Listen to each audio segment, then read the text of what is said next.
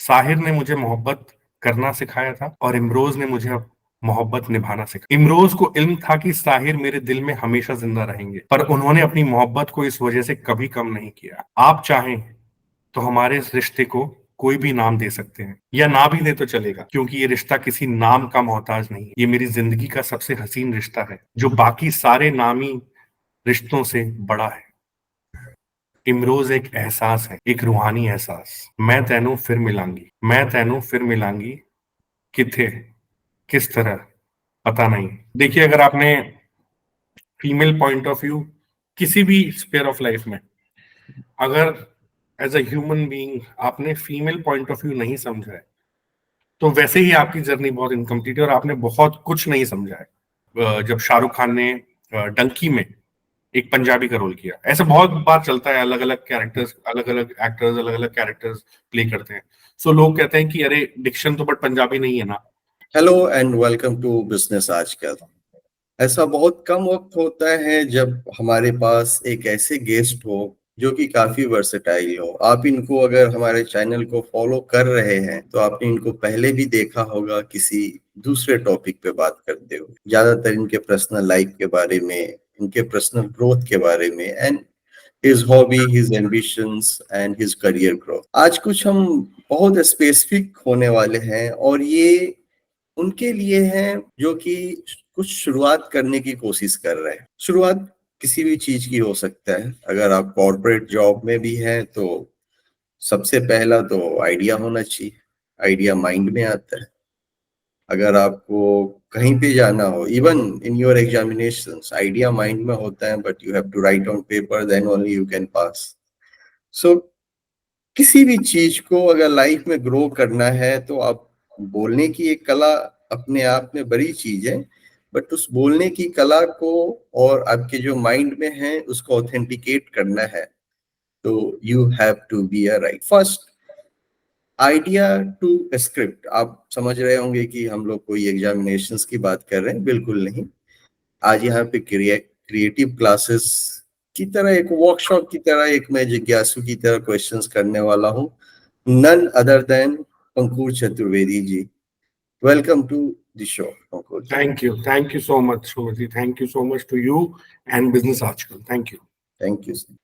अंकुर जी, कहा जाता है जिसके पास, अगर आपके पास आइडिया है, आपके पास थॉट है, तो उसका जो नेक्स्ट स्टेज आता है आपके पास शब्द भी होना चाहिए। आजकल के जनरेशन या बहुत लोग शॉर्टकट में बोलते हैं, you know what I mean, you understand ना, यू नो ना, मतलब नो आई डोंट नो। बहुत सारे टाइम में ऐसा होता है, नो आई डोंट नो। आप एक्सप्लेन तो करो व्हाट यू वांटेड टू से। क्योंकि लोगों के पास शब्दों की कमी हो जाती है। बहुत सारे लोगों के पास आइडियाज हैं लेकिन शब्द नहीं है, वर्ड्स नहीं है। So tell me something about you कि आप ये आइडिया को थॉट में लाने का राइट अप्रोच क्या होते हैं, being a creative, right? Right. Firstly, thank you so much for inviting me again, and I'm really happy and excited to be a part of this show.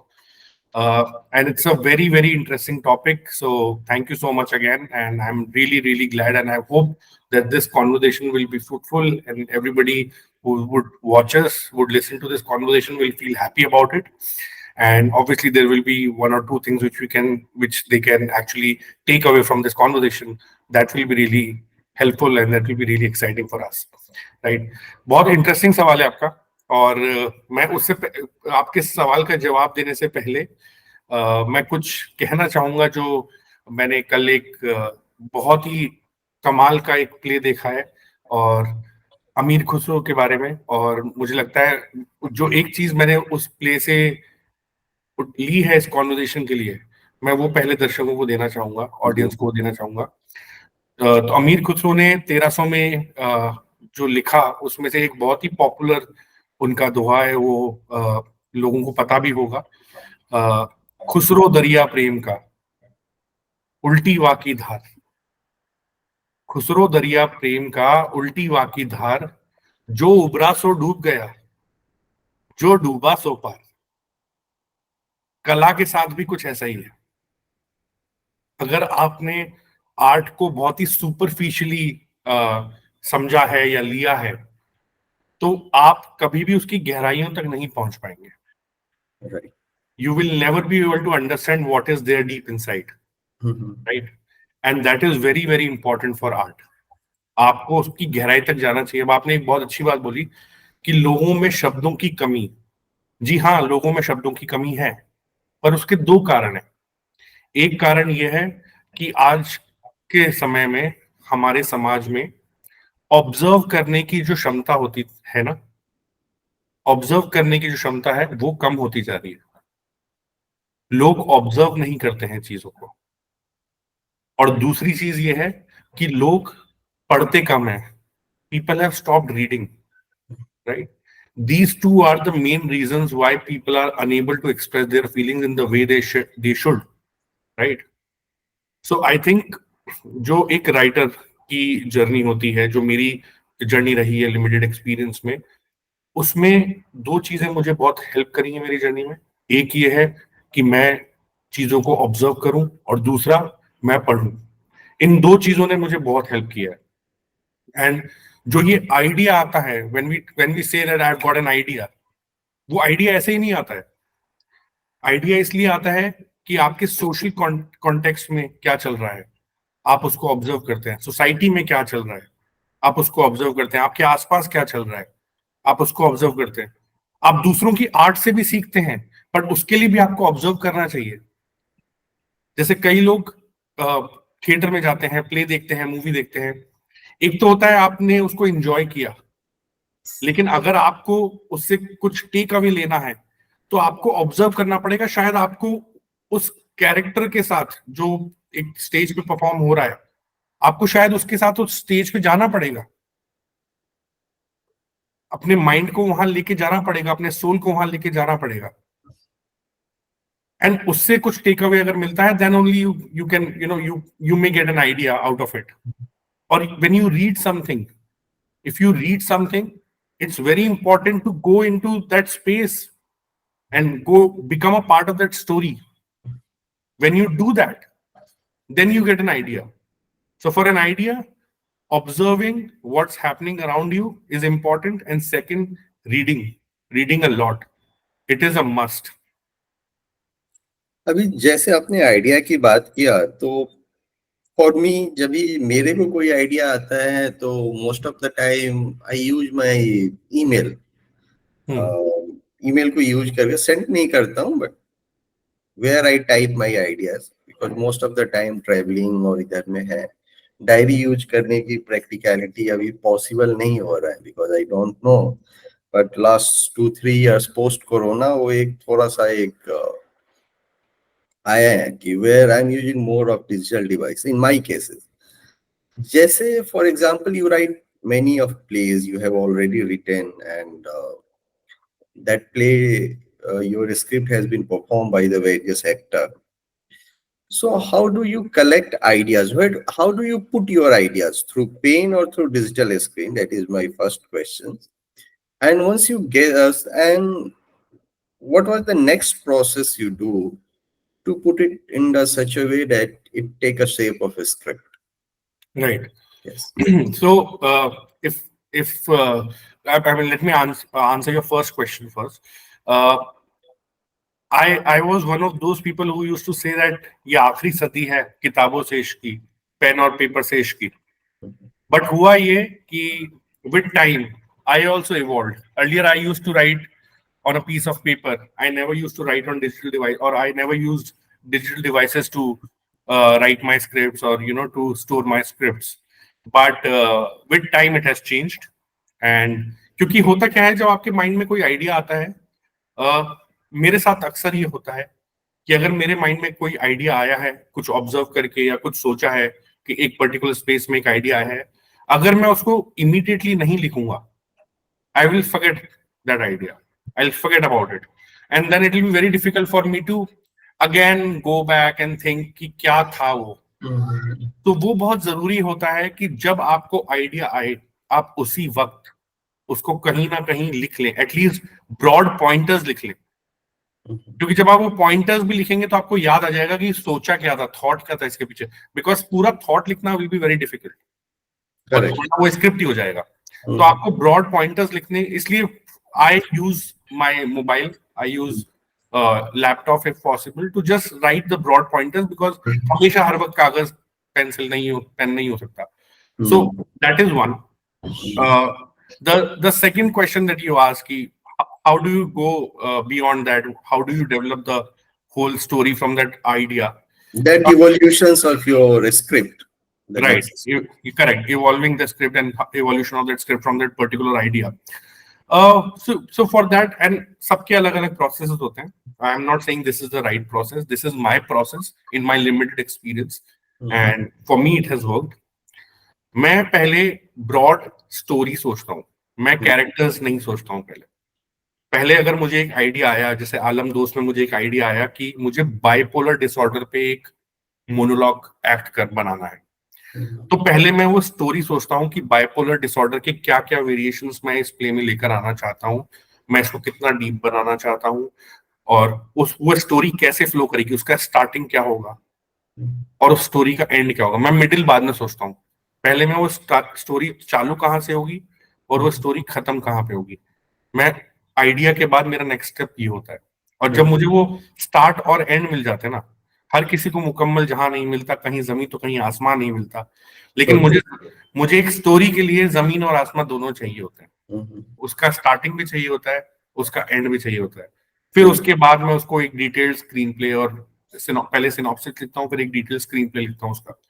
So that is my process. मेरे लिए starting और and किसी भी story का बहुत जरूरी है, और फिर उस स्टोरी में जो कैरेक्टर्स हैं मैं उनको डेवलप करता हूँ. हर एक कैरेक्टर पे हम क्या करते हैं कि अगर एक प्ले है तो प्ले होगा 1.5 घंटे का, 2 घंटे का, 1 घंटे का. उस 1 घंटे में उस कैरेक्टर की पूरी जर्नी आप, बहुत मुश्किल है कि जर्नी का हर पार्ट आप दिखा पाओ. Slice of life, you can say. Correct. लेकिन जब आप लिखते हो, आपको एक्चुअली ऐसे लिखना चाहिए कि आप 10 घंटे की कोई स्क्रिप्ट बना रहे हो. आपको उस कैरेक्टर का पास्ट भी पता होना चाहिए, आपको उस कैरेक्टर का प्रेजेंट भी पता होना चाहिए, आपको उस कैरेक्टर का फ्यूचर भी पता होना चाहिए. तभी आप जब स्क्रिप्ट में वो नुआंसेस लेकर आते हो ना, कि वो क्यों ऐसा, ये कैरेक्टर क्यों ऐसा करता है या करती है, वो इसलिए क्योंकि वो एक बैक स्टोरी है. और जब आपके माइंड में बैक स्टोरी बसी होगी, उसको स्टेज पे कन्विंसिंग लगना बहुत आसान हो जाता है. आप उसको कन्विंसिंग लगा सकते हो स्टेज पे. 1-1.5 घंटे में भी आप उसकी पूरी जिंदगी तभी दिखा सकते हो जब आपके माइंड में उसकी स्टोरी बहुत क्लियर हो. आप उस कैरेक्टर को बहुत अच्छे से जानते हो, जैसे या तो आपकी फैमिली का पार्ट है या आपका फ्रेंड है. So Correct. that's how I start writing my script. Once I lock the idea, then I think about the start, then I think about the end, then I write the synopsis, and after that I go into the detailed script writing process along with the characterization. अभी एक being a writer और आप हैं, तो ये मैं आपसे question पूछ सकता हूँ. अर्लियर जैसे कि आप दिल्ली में भी बहुत अच्छा खासा टाइम स्पेंड किया, मैं भी कुछ कॉलेज का टाइम यहाँ पे स्पेंड किया हूँ. वहां पे जो मैं थोड़ा सी भाषा पे आने की कोशिश कर रहा हूँ, वहां पे जो फोकस किया जाता था वो था खासकर थिएटर की. अगर दिल्ली को बोला जाता है कि वो मक्का है, अगर थिएटर का मक्का, अगर वहां पे ये लैंग्वेज यूज किया जाता था हम लोग कि Delhi is the Mecca of theatre. वहां पे हर तरह का प्ले है, साल में एनुअल और सब कुछ होता है. भाषा वहां पे बहुत शुद्ध बोली जाती थी, खासकर थिएट्रिकल. उस टाइम की मैं बात कर रहा हूँ 2006 टू 9 के आसपास की, कि वहां पे जो भी डायरेक्टर होते थे शो के, वो भाषा पे बहुत फोकस करते थे और बहुत प्रोमिनेंट रहते थे. No, you have to speak a correct Hindi पे ज्यादा फोकस रहता था. बिल्कुल. लेकिन जैसे मैं मुंबई में आया, so the scenario is completely different. जहाँ पे मैं कमर्शियल आर्ट की बात कर रहा हूँ, खासकर यहाँ पे मैं देख रहा हूँ कि लोग अपने डिक्शन को यूज कर रहे हैं. मैं भाषा का वहां संदर्भ डिक्शन से था. Suppose somebody is coming from Bengal या राजस्थान, हो उसका लोकल डिक्शन उसके साथ जाता है. लेकिन मुंबई में कम्प्लीटली डिफरेंट है. मुंबई यहाँ पे बोलते हैं कि मुझे राजस्थानी कैरेक्टर हैं तो डिक्शन भी राजस्थानी चाहिए. लेकिन दिल्ली में ऐसा नहीं था. दिल्ली थिएटर, कैरेक्टर बंगाली भी है लेकिन डिक्शन एकदम दिल्ली वाला और प्रॉपर हिंदी का चाहिए, जो शुद्धता की बात करते हैं हिंदी को ज्यादा है। तो आपने दोनों जगह काम किया है, मुंबई में भी और दिल्ली में भी, तो एक भाषा के तर्ज पे शब्दों का चयन आप किस तरह देखते हैं बीइंग अ राइटर, जब भी आप प्ले करते हैं? इसमें दो स्कूल ऑफ थॉट्स हैं, एक्चुअली दो से भी ज्यादा स्कूल ऑफ थॉट्स हैं, और कोई भी सही और गलत नहीं है। जो लोग भाषा पे फोकस रखते हैं एक प्ले में, और जो लोग डिक्शन पे फोकस रखते हैं, वो मेरी नजरिए में बिल्कुल सही बात है। क्योंकि अगर मैं कोई कैरेक्टर बना रहा हूँ जो राजस्थान से है, या अगर वो कैरेक्टर बंगाल से है, तो उसका डिक्शन वैसा होना चाहिए, राइट। लेकिन कभी कभी ये होता है कि आप किसी एक्टर से मिलते हो जो जिसने आपकी स्क्रिप्ट पढ़ी है और बहुत अच्छा काम किया है और बहुत अच्छा ऑडिशन दिया है, और आपको लगता है कि you want this particular actor, you may not get everything in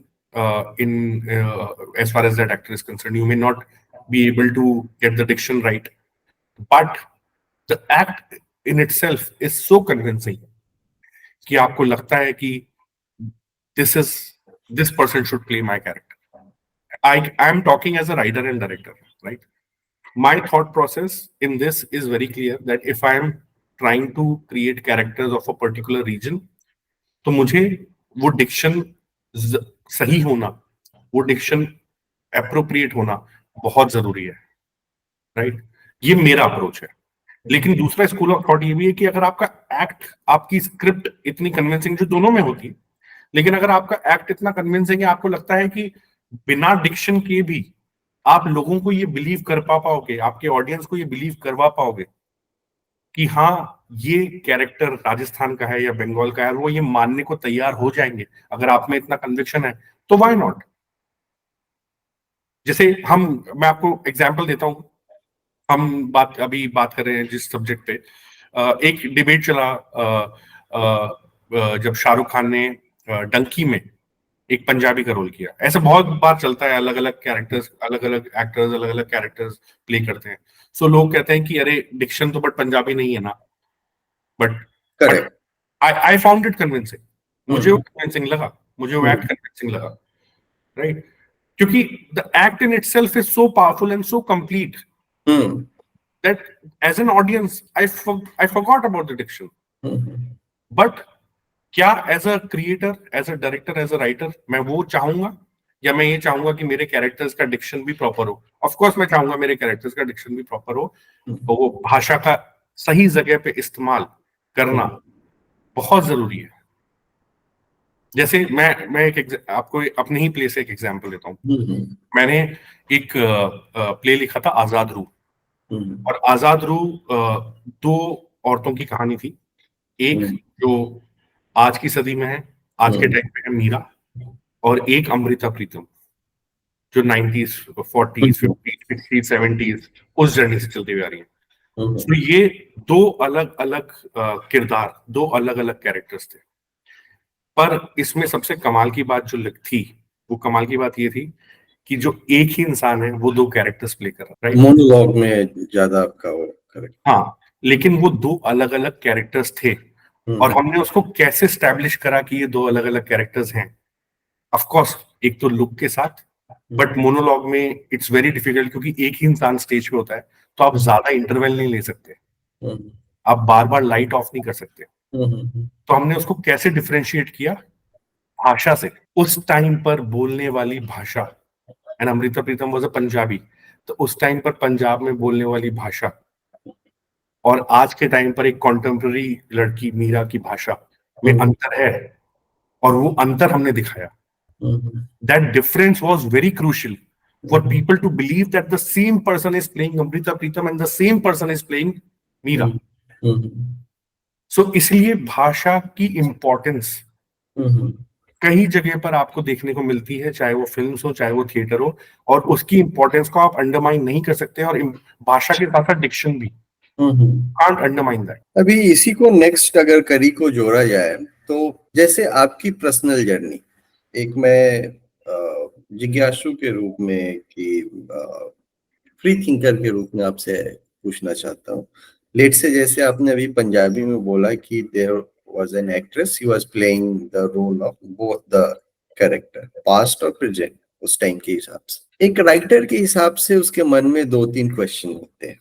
late से if I am a male writer and I am writing a women point of view, so जैसे कि आपका अभी जैसे आपने प्ले का एग्जांपल दिया कि Punjabi women, how she was in the past and how she will act in present time. Right. ये जो कैरेक्टर की जर्नी है, इसको लिखने के लिए ऑफ कोर्स अगर आप लिखेंगे तो मेल पॉइंट ऑफ व्यू होएगा, being a writer I am talking about, and you being a male writer. So ये कितना इम्पोर्टेंट है फीमेल पॉइंट ऑफ व्यू को समझना। चुलबुली सी लड़की जो 18-20 साल की हो, I think I have not seen your play, I have seen some of the review. इस तरह का कैरेक्टर जर्नी आप कैसे, ठीक है पास्ट तो you can read a book, you can characterise कि ऐसा होगा, जब भी प्रेजेंट की बात करते हैं तो of course observations and how she talks, तो वर्ड्स का जो सिलेक्शंस है वो आप कैसे पिक एंड चूज कर, फीमेल पॉइंट ऑफ व्यू। देखिए, अगर आपने फीमेल पॉइंट ऑफ व्यू किसी भी स्पेयर ऑफ लाइफ में, अगर एज अ ह्यूमन बीइंग आपने फीमेल पॉइंट ऑफ व्यू नहीं समझा है, तो वैसे ही आपकी जर्नी बहुत इनकम्प्लीट है और आपने बहुत कुछ नहीं समझा है। आपको बहुत कुछ समझने की जरूरत है, ये मुझे लगता है, राइट? बिकॉज एक आपने आपने सही बोला, because as males we would have a male point of view, and वो बायस थोड़ा राइटिंग में आ सकता है, लेकिन आप उस बायस को शायद खत्म ना कर पाओ, लेकिन आप उसको मिनिमाइज कर सकते हो when you observe females around you, when you observe your mother, your sister, your partners, your friends, and also when you read about females, but when you read about prominent female personalities, आप कोशिश ये करें कि या तो उन्होंने खुद अपने बारे में लिखा हो, आप वो पढ़ें, या फिर किसी फीमेल राइटर या किसी फीमेल पोएट ने उनके बारे में लिखा हो, आप वो पढ़ें। बिकॉज उससे आपको वो एक नुआंसेस जो है ना, वो समझ में आएंगे जो शायद आपको एक मेल पॉइंट ऑफ व्यू नहीं दे सकता।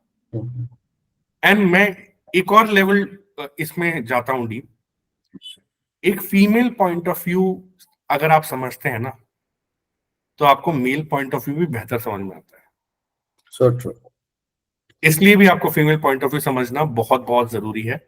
तो मैं उसको दो तरीके से समझने की कोशिश करता हूँ। Again it goes back to the basics that we discussed in the beginning. One is reading about prominent female personalities written, but the writer of that particular literature should be a female. That is my preference if I'm reading about a female personality. Obviously, I mean, जो अगर किसी mail writer या poet ने भी लिखा है वो भी पढ़ना चाहिए, उसके भी अपने बेनिफिट और वैल्यू एड्स होते हैं as far as your writing is concerned. But if you're writing a female character, then observe people around you, females around you, observe your mother, sister, friends, partners, spouses, etc.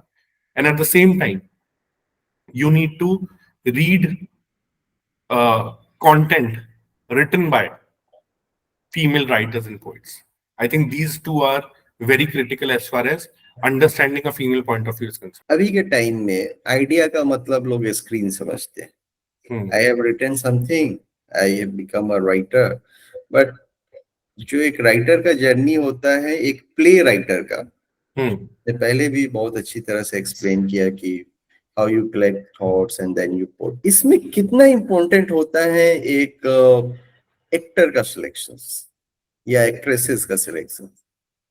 जब आप एक play लिखते हैं, आपने पहले बोला कि आप कैरेक्टर नहीं सोचते हैं, आप प्ले लिखते हैं, लेकिन मैंने बहुत ऐसे राइटरों को सुना है कि उनके दिमाग में एक नोन एक्टर का या एक्ट्रेसेस का तो रहता ही है, और वो परसेप्शंस के अराउंड वो पूरा, वो जहां तक कमर्शियल आर्ट की बात है, उस परसेप्शंस के एग्जांपल की अगर मेरे पास ऐश्वर्या राय है तो उसके what she can perform, what she can not perform, Mani Ratnam की कुछ फिल्म का देख के इम्प्रेशन है, और भी सारे परफॉर्मेंसेस का India international.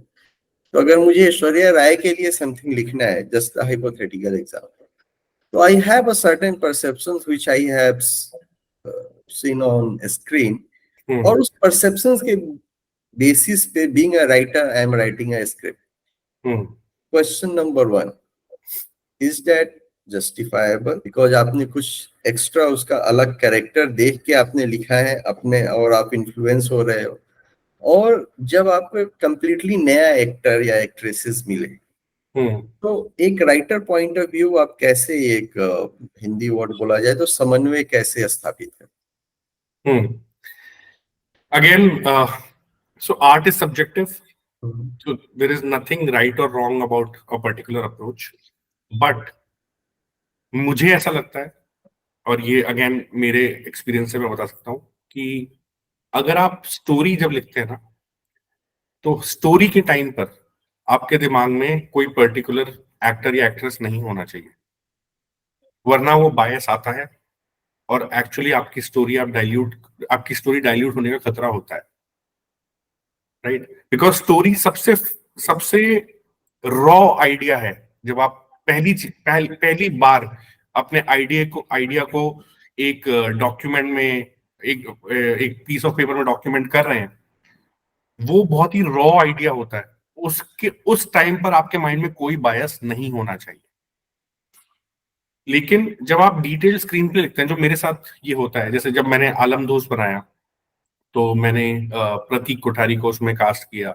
Prateek is an actor and writer and a director as well. So जब मैंने स्टोरी लिखी, तब मैंने प्रतीक के बारे में नहीं सोचा, मैंने उस एक्टर के बारे में नहीं सोचा। जब मैंने स्क्रीन पे लिखा, मैंने तब भी नहीं सोचा। लेकिन जब हम रीडिंग करते हैं, जब हम रिहर्सल्स करते हैं, उस टाइम आपके पास ऑप्शन होता है कि आप अपने स्क्रिप्ट को थोड़ा सा ट्वीक करें, क्योंकि आपको रीडिंग और रिहर्सल्स में समझ में आता है कि एक्टर को अगर ये फ्लेवर भी देंगे, या अगर इस एक्टर के साथ इस थॉट को थोड़ा ट्वीक करके ये करेंगे, कुछ नया करेंगे, बिकॉज आपको लगता है उस एक्टर को वो सूट कर रहा है, then it works in your favour, right? But अगर आप रिहर्सल और रीडिंग के बिना ही अपने आइडिया को पहले से ही ट्वीक कर रहे हैं, because you want to cast a particular person, I don't come from that school of thought. Maybe I will change, because art is subjective, and with time, जिस दिन हमारे पास भी ऐसे बजट होंगे जो आपने हाइपोथेटिकल एग्जाम्पल दिया, तो शायद क्या पता हम भी पहले किसी कैरेक्टर के बारे में सोचे, किसी एक्टर के बारे में सोचे, और फिर कैरेक्टर लिखें, जो कि होता भी है, राइट? बट वो एक जर्नी का पार्ट है। अभी मेरा वो थॉट या मेरा वो आइडिया नहीं है कि मैं अपनी स्क्रिप्ट को, अपनी स्टोरी को किसी पर्टिकुलर एक्टर एक्ट्रेस के हिसाब से लिखना चाहूं। That idea, that story is my baby, right? It has to be developed in a form which is very, very, very innocent, very, original and without any biases. Being a writer and a director and sometime producer, जहां तक मैं play की बात कर रहा हूँ, आप कितना स्कोप देते हैं योर कैरेक्टर और योर एक्टर को आपकी स्क्रिप्ट को इम्प्रोवाइज करने का? मे बी सी और he can have a certain different kind of vocabulary, जिसमें कंफर्टेबल नहीं हो, आपने उसको मेंशन कर दिया है, कोशिश कर रहे हैं, नहीं हो पा रहा है, तो एज अ राइटर आप कितना ओपन रहते हैं उस थॉट को लेके? See, because we are only talking, this show is only about theater, so I'll not talk about the film part. तो मेरे प्लेज में 3 कैरेक्टर होते हैं, जो भी प्ले बनाता है, लिखता है, प्ले राइट्स होते हैं, जो भी लिखता है, डायरेक्ट करता है, एक्ट करता है, सबको ये पता होता है कि एक प्लेज में 3 कैरेक्टर्स हैं। पहला कैरेक्टर है आपका स्टेज, और स्टेज में जो प्रॉप्स रखे होते हैं, दैट इज कैरेक्टर नंबर 1। दूसरा कैरेक्टर है आपकी लाइट्स, राइट? वो भी एक कैरेक्टर प्ले करता है। एक्चुअली 3 भी नहीं है, 4 कैरेक्टर है। तीसरा कैरेक्टर है आपका म्यूजिक, जो आपके इमोशंस को सही रास्ते पर लेकर जाता है स्टेज पे। और चौथा कैरेक्टर है आपका एक्टर। तो ये 4 कैरेक्टर्स होते हैं। मैं पहले 3 कैरेक्टर्स को तो बहुत फ्लेक्सिबिलिटी देता हूँ, whether it is stage, theatre, जो भी प्रॉप्स होते हैं स्टेज पे, लाइट्स एंड म्यूजिक, मैं चौथे कैरेक्टर को उनसे थोड़ा कम फ्लेक्सिबिलिटी देता हूँ। I mean, it's a joke, but on a serious note, जो एक्टर्स हैं, it's very important for them, you know, to become that character which you want them to portray on stage. And for that, you need to do readings, rehearsals, understand their mindset, also take their feedback on a certain point, on a certain scenes, points, and gather all the feedback which is given to you by the actors. And if you think it is adding value, because at the end of the day, it's your idea, it's your Correct. thought, right? So you will be the better judge to understand whether it is fitting in the idea or not, whether it is going along with the idea, going along with the story or not. If it is happening, then you should make those tweaks. You should understand, you should make those value added changes in the document. But अगर आपको किसी भी वक्त ये लगता है कि ये वो थॉट से मेल नहीं खा, वो ओरिजिनल थॉट से मेल नहीं कर रहा जिसकी वजह से आपने स्क्रिप्ट लिखी थी, तो आप ऑब्वियसली वो जो वैल्यू एडेड चेंजेस हैं आपको वो इंक्लूड नहीं करने चाहिए. That is my opinion. So एक बहुत जनरल क्वेश्चंस आपसे पूछ रहा हूँ. I mean, if somebody is planning to write a script, right, उसका एक क्राइटेरिया है कि वो script must have a beginning, middle and end. Correct? Correct. उसमें होना चाहिए. तो टेक्निकली स्पीकिंग ये स्टेज में कैसे प्ले करते हैं? बिगिनिंग, अरे यार शुरुआत कहाँ से करूँ, वो वर्ड नहीं मिलता है यार. वो आके वो पहले क्या देखेगा? ऑडियंस को देखेगा, या फिर something he will say some provoking thought and then he will, और या फिर कॉन्फ्लिक्ट से ही पहले स्टार्ट करें. सो अक्सर आप प्ले को अगर आप लिखते हैं तो मतलब होता है ना, हर किसी का एक अपना चॉइस होता है. And lot of people have a choice कि यार मेरे प्ले के अंदर सॉन्ग भी होगा और एक्टर्स स्टेज पे परफॉर्म भी करेंगे. उसका नहीं, जैसे Tom Alter, he used to do a monologue, long long monologue. सो गए हैं और वहां पे परफॉर्मेंस कर रहे हैं. I have seen lot of his performance. So ऐसे भी देखने को मिलता है. बिल्कुल. तो आपका चॉइस कैसा रहता है कि एक एंटरटेनिंग शो बनाना, या फिर एक मतलब एक थॉट प्रोवोकिंग बनाना, या सीरियस सब्जेक्ट? आपको मतलब आप कैसे देखते हैं ये कंप्लीट एक राइटिंग पॉइंट ऑफ व्यू से देखा जाए तो आप क्या ये सब भी एलिमेंट्स डालते हैं? Song, then the conflict and बहुत सारे कैरेक्टर, ये तो आपका पॉइंट ऑफ व्यू कैसे? तो गुड क्वेश्चन. मैंने जो 2 प्लेस बनाए हैं दोनों मोनोलॉग्स हैं. पर इसको आंसर करने से पहले मैं आपको एक चीज, थोड़ा सा डिफरेंस जो फिल्मों और थिएटर में जो मुझे लगता है मेरी समझ में है, वो ये है. फिल्मों में जो आप कैरेक्टर देखते हैं स्क्रीन पे, आप उन कैरेक्टर्स की जर्नी को एंजॉय करते हैं. आप उस कैरेक्टर और उस जर्नी का पार्ट नहीं बनते हैं. If you cry for that character. If you laugh because that character is funny. But it is his or her journey at the end of the day. Correct. But in theater, एक अच्छा act मेरे हिसाब से, मेरी समझ के हिसाब से, सही और गलत कुछ नहीं है, बट एक अच्छा एक्ट वो होता है जब आप उस प्ले में जो जर्नी है, आप उस जर्नी का पार्ट हो गए. You are the character, audience is the character. तो ये मेरे लिए बहुत जरूरी होता है मेरी राइटिंग प्रोसेस कि जो ऑडियंस प्ले देखने आई है वो ऑडियंस उस प्ले का पार्ट बन जाए जितना जल्दी हो सके, इन अ मिनट और 2. तो स्टार्टिंग, क्योंकि प्ले में ये भी होता है कि डिस्ट्रैक्ट होने का, आई मीन लोग डिस्ट्रैक्ट हो सकते हैं जल्दी. करेक्ट. अगर आपने उनको एंगेज नहीं रखा तो. राइट. वो थिएटर में भी होता है, वो फिल्म में भी होता है, बट प्ले में ये बहुत जल्दी होने के चांसेस होते हैं, संभावना रहती है. तो पहले 2 मिनट में अगर आपने अपनी ऑडियंस को एंगेज कर लिया, और ये किसी भी आर्ट फॉर्म के लिए है एक्चुअली, अगर आप पहले 2-5 मिनट में अपनी ऑडियंस का ध्यान अपनी तरफ आकर्षित करवा सकते हैं, तो फिर वो आपको ट्रस्ट करने के लिए तैयार है, फिर वो आपके साथ चलने के लिए तैयार है पूरा 1-2 घंटा। तो चाहे वो कॉन्फ्लिक्ट हो, कॉन्फ्रंट्रेशन हो, या वो एक इंट्रोडक्शन का ही सीन हो, इंट्रोडक्टरी सीन हो, but it has to be powerful.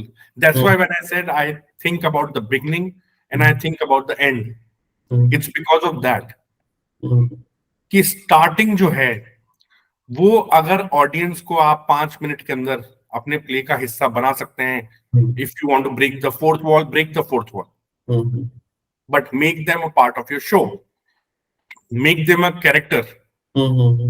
If you can do that, then you have achieved everything. Then obviously it depends on how good your script is, whether there are elements like, see, एक अच्छी script में सारे element होने चाहिए. मैं उसको entertaining script या फिर थॉट प्रोवोकिंग के पॉइंट ऑफ व्यू से डिफरेंशिएट नहीं करता हूँ, लेकिन मैं ये जरूर चाहता हूँ कि एक स्क्रिप्ट में वो सारे एलिमेंट्स हों जो एक ह्यूमन बीइंग फील करता है, राइट? वो उसका कुछ कुछ पार्ट तो हर जगह होना चाहिए. That is my believe as far as the script is concern.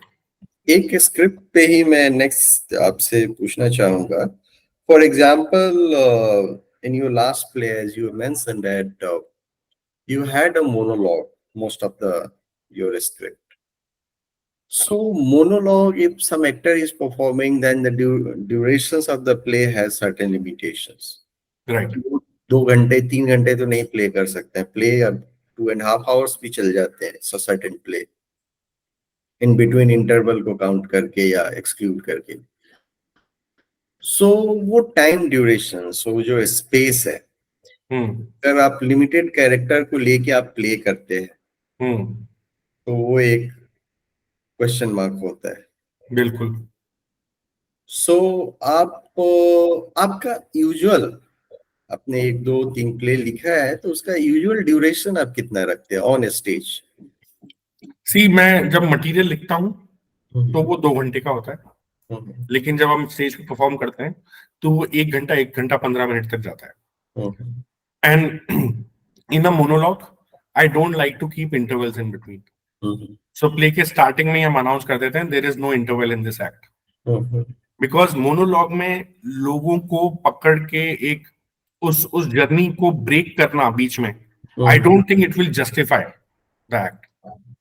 So that is why we don't keep any interval in our plays, the monologues that I have written, and the duration is somewhere around 1 hour to 15 minutes, provided you're able to express all the emotions that you want to express. अगर मुझे लगेगा या लगता है कि ये कुछ emotions अभी भी बचे हैं या ये एक ड्यूरेशन जस्टिफाई नहीं कर रही है पूरे स्क्रिप्ट को, तो वो 1.5 घंटा भी हो सकता है. The whole idea is you have to make it compelling. Correct. And the journey should not have any leakages in between. कुछ बीच में ऐसा ब्रेक नहीं होना चाहिए, कुछ ऐसा लगना नहीं चाहिए कि यार हम तो बिल्कुल इस प्ले का पार्ट बन गए थे, फिर एकदम से कुछ ऐसा हुआ कि हम इससे बाहर आ गए. वो नहीं होना चाहिए. तो होल्ड करके रखना है. वो होल्ड करके रखना इज वेरी इंपॉर्टेंट. सो मेरा नेक्स्ट क्वेश्चन है, बहुत सारे लोग के अंदर एक कंफ्यूजन होता है कि मैं एक राइटर, तो पत्रकार भी अपने आप को राइटर बोलता है because he is writing. Story writer भी अपने को राइटर बोलते हैं. आप डुअल गेम प्ले करते हैं, एक राइटर का भी और एक डायरेक्टर का भी, बिकॉज आप ड्यूरेशन देते हैं 2 घंटे का लिखे 1 hour. ये तो इस चीज को आप मैनेज कैसे करते हैं, द थिंग्स? तो मेरे ना अंदर एक कॉन्फ्लिक्ट चलता है, क्योंकि मैं ही लिखता हूँ फिर मैं ही डायरेक्ट करता हूँ. As a writer I would want, मैंने जितने भी शब्द लिखे हैं वो सब उस प्ले में जाए, राइट? वो चाहे 2 घंटे का बने चाहे 10 घंटे का बने. But as a director stage पे, जब आप स्टेज पे जाते हो, रीडिंग रिहर्सल्स करते हो, तब आपको समझ में आता है कि शायद आपको स्क्रिप्ट में थोड़े ट्वीक्स करने पड़ेंगे, छोटा करना पड़ेगा, कंप्रेस करना पड़ेगा। अगर एक इमोशन को आपने 10 मिनट तक दिखाया है, वो 5 मिनट में भी काम चल सकता है, तो आप उसका ड्यूरेशन कम करें। तो वो एक कॉन्फ्लिक्ट चलता रहता है, राइट। बट वही खूबसूरती है आर्ट की, राइट। अलग अलग, मतलब एक ही इंसान से अगर दो ओपिनियंस निकल रही हैं, एक लिखते टाइम और एक डायरेक्ट करते टाइम, उससे खूबसूरत बात क्या है? आर्ट को तो हम यही कहते हैं ना। सो that's how I approach. I let my writer have his own space. I let my director have his own space, and there's a discussion which happens between both of them, and then they come to a consensus. So now मेरा next एक और final question है, because we have covered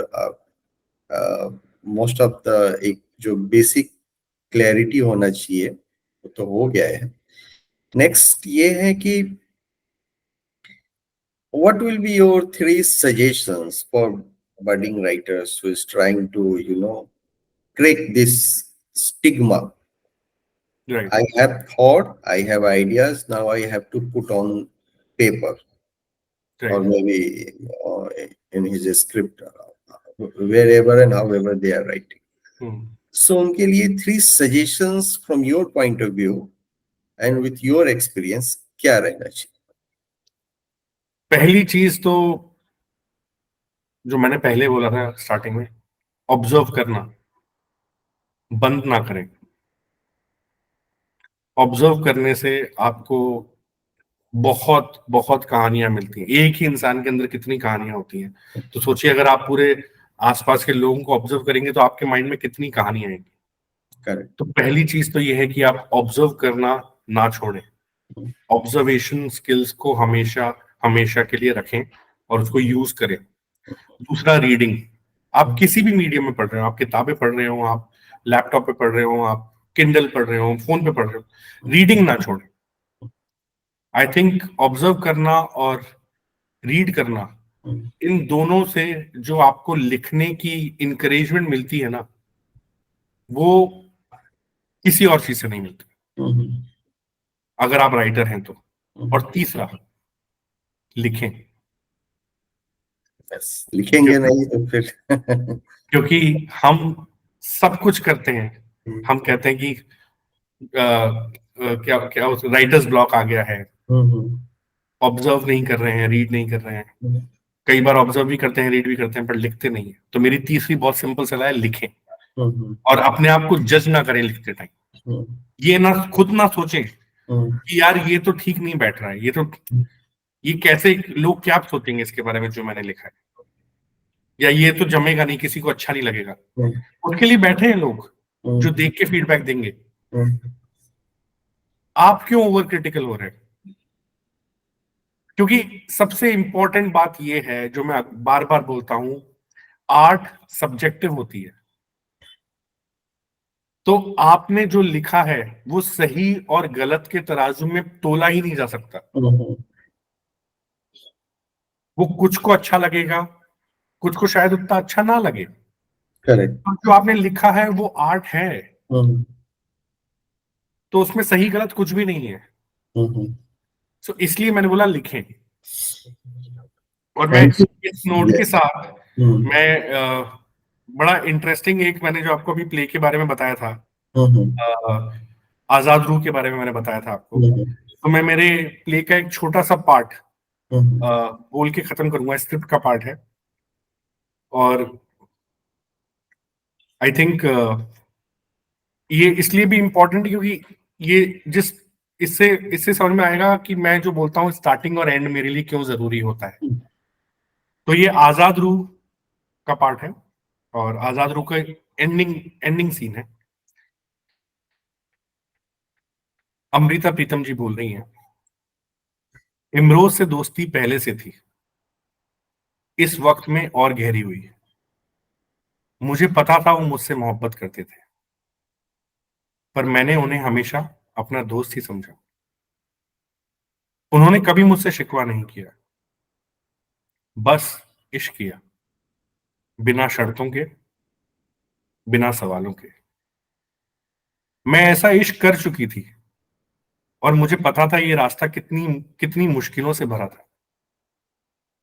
मैं अक्सर अपनी रूह को इमरोज की बनाई तस्वीरों में ढूंढती थी। मुझे मेरा इमरोज से ये रिश्ता बहुत हसीन लगने लगा था, क्योंकि वो मेरी हकीकत था, वो मेरे हमराज थे। हमने इस रिश्ते पर कभी कोई मोहर नहीं लगाई, शायद इसको पाक ही रखना चाहते थे, और वो पाक ही रहा मरते दम तक। साहिर ने मुझे मोहब्बत करना सिखाया था, और इमरोज ने मुझे अब मोहब्बत निभाना सिखाया। इमरोज को इल्म था कि साहिर मेरे दिल में हमेशा जिंदा रहेंगे, पर उन्होंने अपनी मोहब्बत को इस वजह से कभी कम नहीं किया। आप चाहें तो हमारे इस रिश्ते को कोई भी नाम दे सकते हैं, या ना भी दे तो चलेगा, क्योंकि ये रिश्ता किसी नाम का मोहताज नहीं है। ये मेरी जिंदगी का सबसे हसीन रिश्ता है, जो बाकी सारे नामी रिश्तों से बड़ा है। इमरोज एक एहसास है, एक रूहानी एहसास। मैं तैनू फिर मिलांगी, मैं तैनू फिर मिलांगी, किथे, किस तरह, पता नहीं। शायद तेरे तखियल दी चिनाग बनके तेरे कैनवस ते उतरांगी, या खोरे तेरी कैनवस ते उत्ते, या खोरे तेरी कैनवस ते उत्ते रहस्यमयी लकीर बनके खामोश तैनू तक भी रवांगी, पर मैं तैनू फिर मिलांगी। Lights off, curtains, the end. Wonderful, wonderful, thank you, thank well you written. Amrita Pritam ji. Yes, अभी तो जैसे बीइंग अ राइटर और डायरेक्टर पॉइंट ऑफ व्यू मैंने सुना, जब वो परफॉर्म करती हैं और करी होंगी तो उसका एक अलग ही इम्पैक्ट है। रूहानी रूहानी था, दिल भर गया था, रूहानी।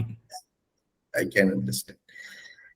सो जैसे दोस्तों हमारे दिमाग में है, अभी पंकज चतुर्वेदी जी से बात हम कर रहे थे कि जैसे हमारा दिमाग लेफ्ट और राइट ब्रेन है, आप कोई भी आइडियाज लिखते हैं, कुछ लोग उसको राइट बोलेंगे, कुछ लोग उसको लेफ्ट बोलेंगे, कुछ रॉन्ग बोलेंगे, कुछ सही बोलेंगे। आपको क्रिटिसिज्म के लिए हमेशा ओपन रहना है अगर आगे बढ़ना है तो। लोगों का काम है कहना, यहाँ तो सीता भी बदनाम हुई है। तो बीइंग अ राइटर आप ओपन रहे और लिखें, जितना लिख सके लिखे, on paper, on your device, digital device, तभी आप कुछ कर सकते हैं। Thank you Pankur ji. Thank you इसी सो आस, मच। इसी आशा और उम्मीद के साथ कि हम लोग नेक्स्ट टॉपिक पे और कुछ इससे भी और इंटरेस्टिंग टॉपिक पे डिस्कस करते हुए आगे बढ़ेंगे। बिल्कुल, thank you so much. Thank you to everyone, thank you for watching, thank you.